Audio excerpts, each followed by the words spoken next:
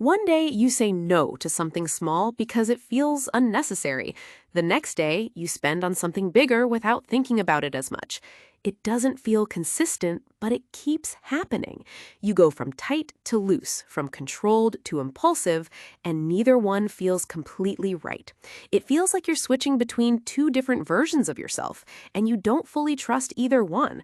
In the moment, each version feels justified. When you hold back, it feels responsible. When you let go, it feels like relief. But neither one holds. The control starts to feel heavy after a while. The spending starts to feel like a mistake after it's done. So you move back in the other direction. That is the pattern. It's not random, and it's not about discipline. It's a response to pressure that doesn't stay in one place. Financial pressure isn't always steady. Sometimes it builds quietly, then releases all at once. When it builds, you tighten, you reduce, you control, and you limit anything that feels unnecessary. That creates a sense of stability, but it also creates tension. And when that tension builds too much, it flips. You stop holding as tightly, and the decision that felt too risky before suddenly feels justified. Not because the situation changed, but because the pressure did. So the pattern repeats. Tighten, then release. Control, then impulse. Neither side solves it because both are reacting to the same thing. The pressure isn't coming from the decision, it's coming from what the decision represents. And until that changes, the pattern keeps switching between extremes. That swing didn't start with your current situation.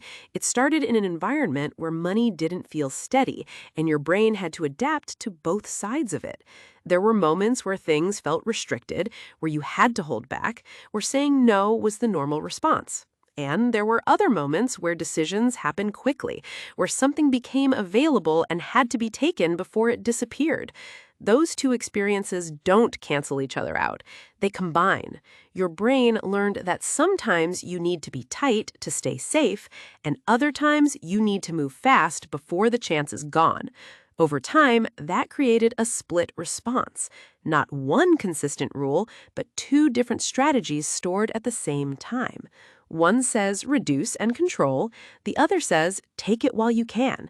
Both feel valid because both worked at different times. And because those situations repeated, your brain stopped treating them as separate. It kept both responses active, waiting to be triggered. So now, even when your current environment is more stable, the same two strategies are still there. When something feels uncertain, the control response activates. When something feels limited or pressured, the impulse response activates.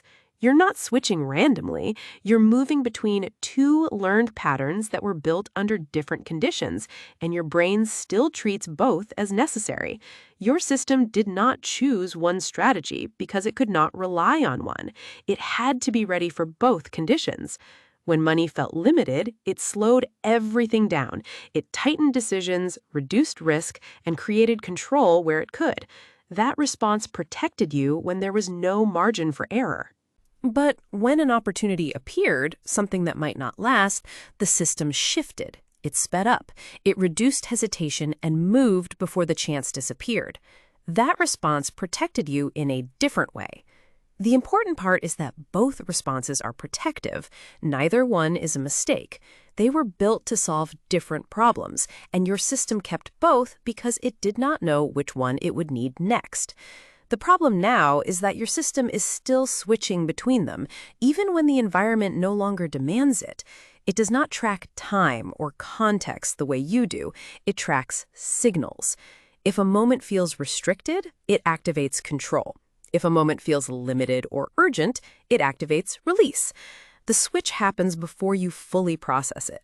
You feel the shift, then you explain it after.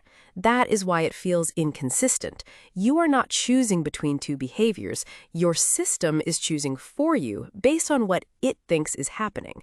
Stability does not remove this. In some cases, it makes the switching more noticeable because now the conditions are steady, but the responses are not. So the contrast becomes clearer.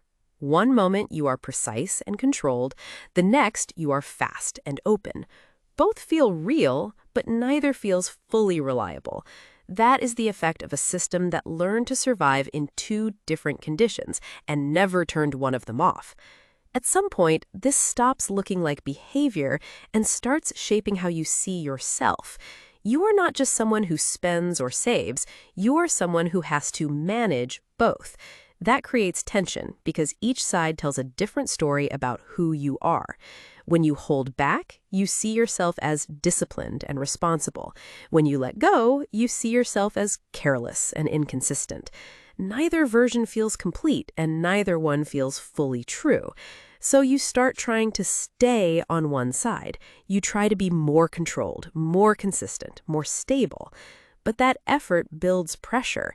It makes every decision heavier, and it turns normal choices into something that needs to be managed. Over time, that pressure reaches a point where it flips. The control breaks, and the other side takes over. Then the identity shifts again. Now you question your discipline, your judgment, and your ability to stay consistent. That back and forth creates doubt, not just about money, but about yourself. You don't fully trust either version because both feel temporary. The controlled version feels restrictive, the impulsive version feels unreliable. So instead of resolving the pattern, you get pulled between them. The conflict isn't just about what you do, it's about which version of you is the right one. And as long as both feel necessary, neither one can fully take over. The pattern follows a repeatable sequence, even when it feels unpredictable. A situation appears, something simple like a purchase or a plan. Your system reads it first, not your logic. If it senses restriction, it activates control. You slow down, reduce, and tighten the decision. That creates a short-term sense of safety, but it also builds pressure. Each controlled decision adds a small amount of tension that doesn't fully release. Over time, that tension accumulates.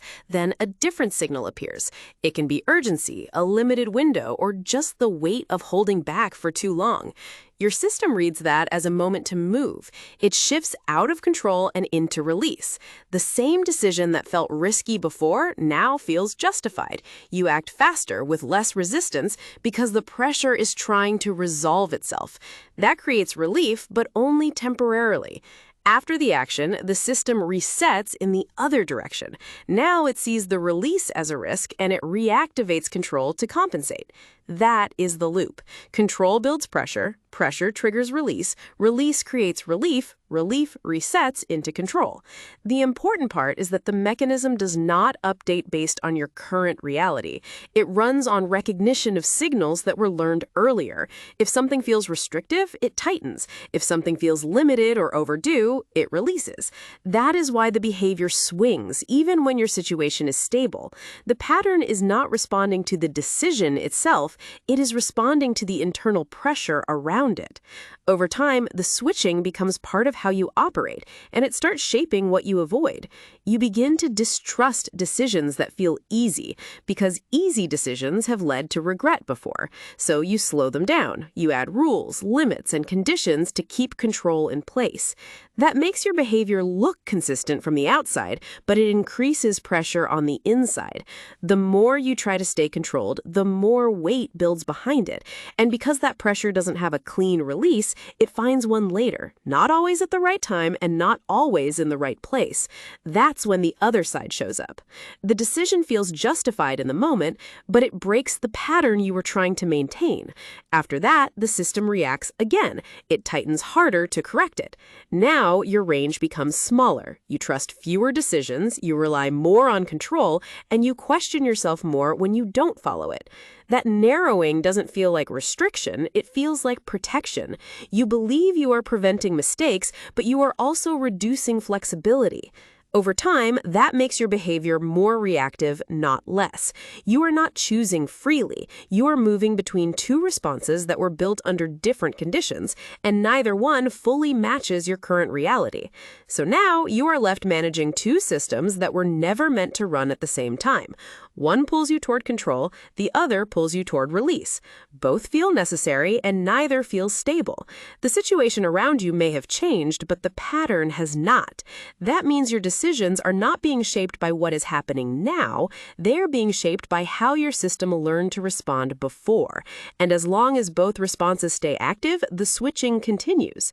The question is not why you feel inconsistent. The question is which part of your system you are actually trusting, and whether either one was built for the life you have now.